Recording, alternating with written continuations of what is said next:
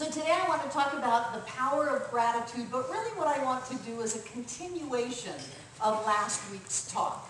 And last week's talk was all about cleaning up our thinking. Cleaning up our thinking, and that's what I'm doing, and I'm so glad that you've decided to come along with me, since you've decided to show up, and this is where, where I'm going, so we're all going to go there together, at least for a little while today. When we're cleaning up our thought, we're thinking about what we're thinking about. And don't worry, if it gives you a headache, take a couple of Tylenol and you'll get better as time goes by. But one of the things that we learn in Science of Mind is how to think. Change your thinking, change your life. My addendum is change your life, change the world. If you want to change the world, you have to first change you. And the way that you change you is by changing your thinking. We listen to what we say. We change what we speak. We change what we think. We change what we feel. We change what we believe. We even look at the beliefs that we hold that we don't even know that we hold. We look at unconscious or subjective beliefs, and we can see those beliefs simply by looking out into our world, because our world is a direct reflection of us. And so in this idea of cleaning up our thoughts, and choosing to think a different thought, choosing to feel a different feeling, choosing to speak a different word, it occurred to me that one thing that for me, and I don't know about you, but definitely for me, that needs to be addressed is this idea of complaining. And I don't know if you do this, but I've been working on this. I've known Edwin Gaines for 30 years. And she told me 30 years ago to stop complaining. This is not anything new. She told me to stop complaining. I was 28 years old and I'm 59 now. That's 31 years I have been looking at this idea of complaining. And one of the best ways for me to be in a state of cleaning up my thinking is to stop something that is so automatic and so unconscious that I sometimes don't even know what I'm doing. Don't even know that I'm doing it until I hear myself. And so I know that Edwin Gaines says, what I want you to do is make a commitment to have 21 or 30, depending on when you've caught her, 21 days or 30 days of not complaining, and that if you find yourself complaining at any point during that time, don't worry about it, just start all over again. I thought, well, that's just a lot of pressure. Why don't you just say for the rest of your life you're going to be in this cycle?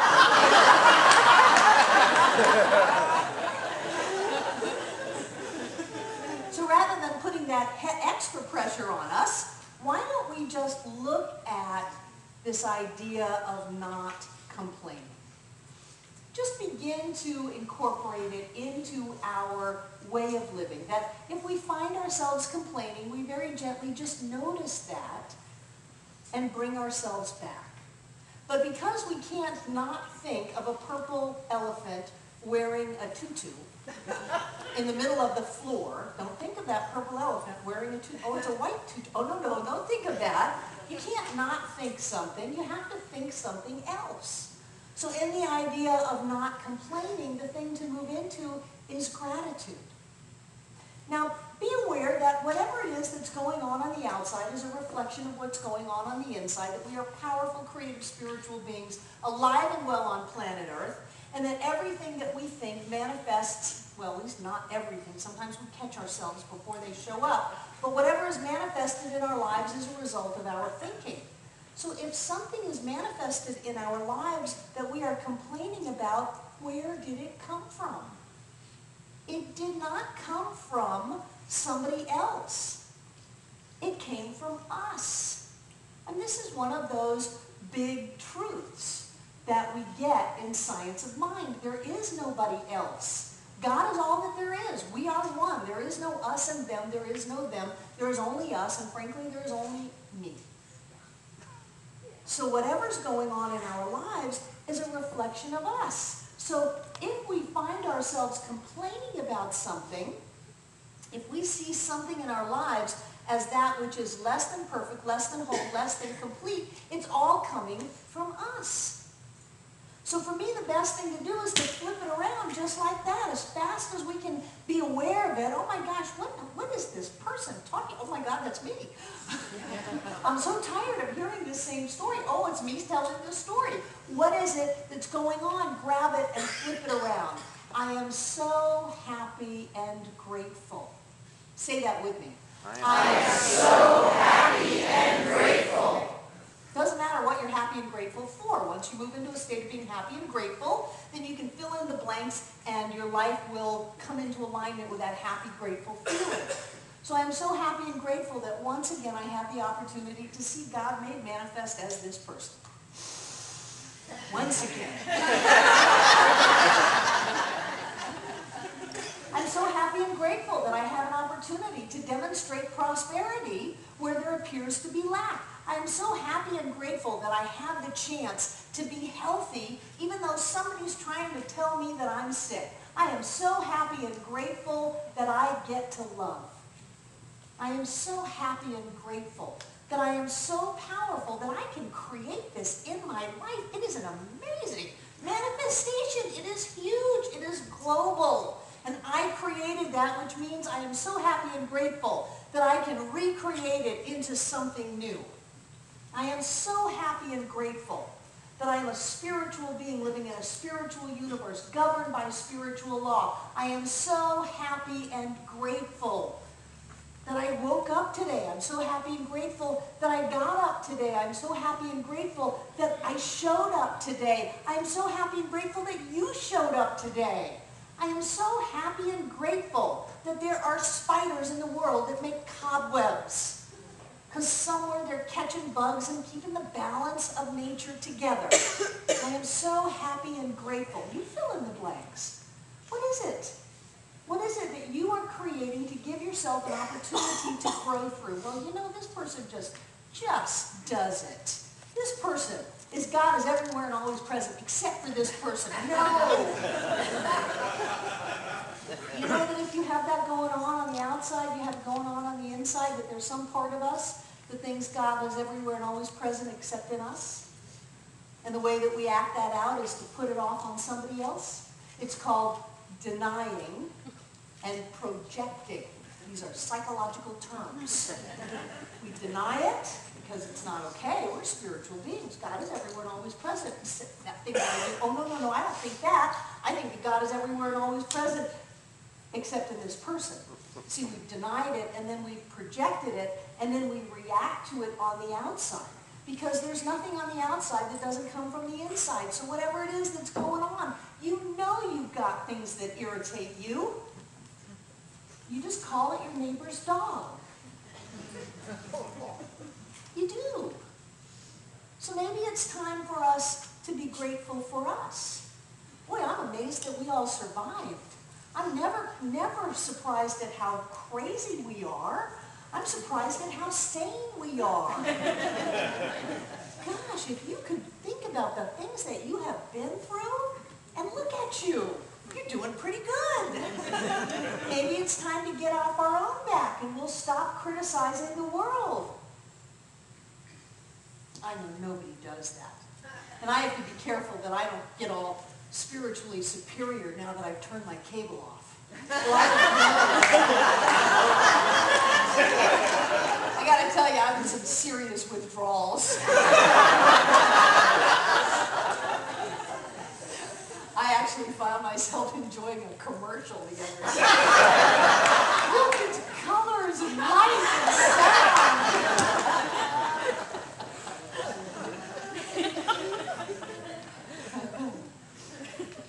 But I am committed to cleaning up my thought. I am committed to not complaining about what is an aspect of me that I have not fully embraced, because I'm pretty terrific. I mean, how in the world I could find fault with me is beyond me. But I do, because I put it out in the outside world. And through the law of attraction, I pull it right out of people. They are just willing servants of my growth. And I am so happy and grateful that they've shown up so that I can clean it up a little bit more. Because I know that as I clean up my thinking, my life gets better. As I clean up my thinking, as I'm able to see, like that song, that it's right here, it's already here, that it's so close, as I can feel that and live that, and everything changes in my life. And through this idea of spiritual law, through this idea of the law of attraction, then whatever it is we are focused on, we are creating out of our world. And what was it that Dale Carnegie said? Any fool can criticize and complain, and most fools do. I don't want to do that. I want to be in a state of gratitude. I want to open up to the blessings of my life. And I want to live the richest, fullest, most bountiful and beautiful life that is there for me. And to do that, I have to clean up my thinking.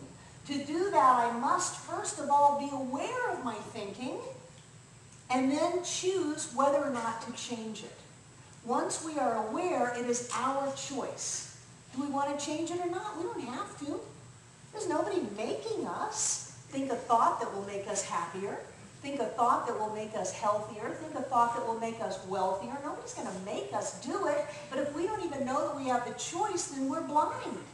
But once we awaken to that, we are totally at choice to do something different in the world. We have Thanksgiving coming up. And I don't want to say, I'm just not into being pressured right now. I think one of the biggest reasons I had my cable turned off was my DVR was almost full. And when I would look at it, I would think, oh my God, you've got to watch these shows. They're stacking up in there. And you know, you need to catch up. And so it's 2 o'clock in the morning, I'm trying to catch up on my TV. That's crazy. So I'm going into this bigger sense of not being pressured. So I don't want to say that what we need to do is we need to start a gratitude journal and that every day we need to write down what we're grateful for, although if you chose to do that, it would help you. I don't want to say that we're going to not complain for 21 days, and if we screw it up, we're going to start all over again. But if we wanted to do that, I know that it changes lives. But what I want us to do is maybe just this week, it's Thanksgiving, maybe just this week, maybe just once a day, either on paper or in our mind's eye, we could think about what we're grateful for. We could just sit there, maybe if you wake up at 3 o'clock in the morning. Now, some people say it's hormonal. Rocking Bear says that that's the shaman's hour. So I guess the shaman is hormonal.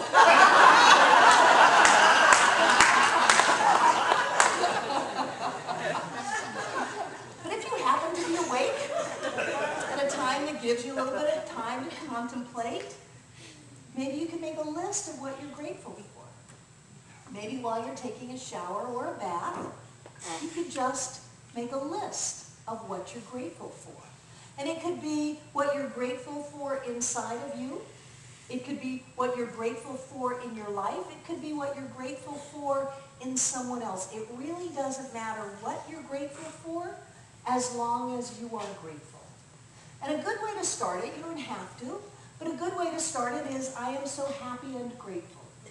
I mean, if that was your mantra, certainly that would be plenty. I am so happy and grateful. Why not be happy? Throw a little happiness in there. Today's a happy day. I am so happy and grateful. And maybe just this week, except you may get to where you like it. It may catch on. You could allow yourself to pay attention to whether or not you're complaining. And if you are, to flip it around into a statement of gratitude. And then separate from the whole complaining process. Just move into some gratitude about something. If you find fault with your world, be aware that there's something inside of you that is asking to be loved. Remember, we have never done anything wrong. There is no sin. There is only that process of us unfolding into who we are today. Now, granted, we might have chosen some different choices if we knew what we knew today, but we didn't know what we know today. We knew what we knew then, and those are the choices that we made. So don't you think it's time, instead of to put ourselves down for what we did, maybe to lift ourselves up? I know that I got out of some pretty scary situations. And some people may criticize the way that I got out, but I got out. And so I'm grateful for that. I'm grateful for my moxie. I'm grateful for my street smarts. I'm grateful for my courage and my strength. And to lift ourselves up instead of put ourselves down. Maybe just this week, we could move into gratitude and see ourselves and our world in a higher light. And even though some people have warned me not to do this, because it's too high of a confront for people. And I think too high of a confront, my God, science of mind is a high confront. I'm going to confront you with everything that you think, everything that you feel, everything that you believe, conscious and unconscious about the world, and bring it right up into your awareness and say, this is you. If you don't like it, change it on the inside, and as soon as you change it on the inside, you'll change it on the outside. So I don't think this will be nearly as confronting. But what I like to do is just practice. Just practice a little bit. So find somebody, oh my God, she's going to make us look meaningfully into each other's eyes. Find somebody and look meaningfully into their eyes. And pick one person to start and just come up with something that you're grateful for. It can be something that you're grateful for about them. It can be something that you're grateful about you. It can be something that you're grateful about life. It can be as benign as I'm grateful that I'm not dead. Or it can be as far out as you want to go. So go ahead and pick somebody. Everybody gets somebody. Part of four together.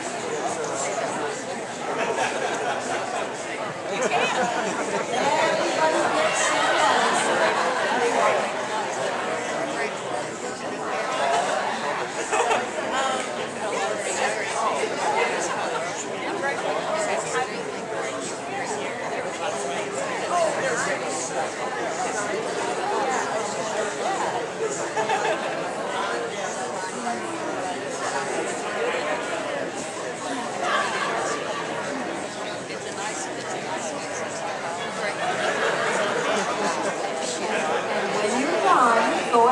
find somebody else. When you're done, go ahead and find somebody else. Go ahead, you can get up out of the chair. Go find somebody else.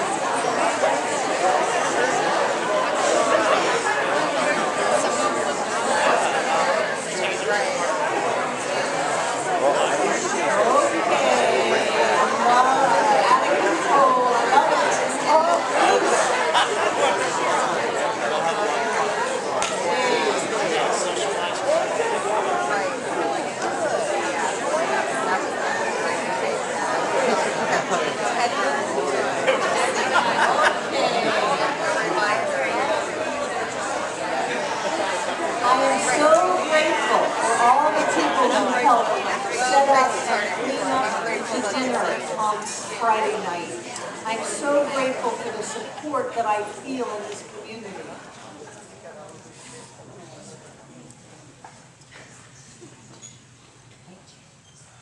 I'm so grateful that Paul and Betty Arnold drive up from Florida once a month to be at this center on Sunday.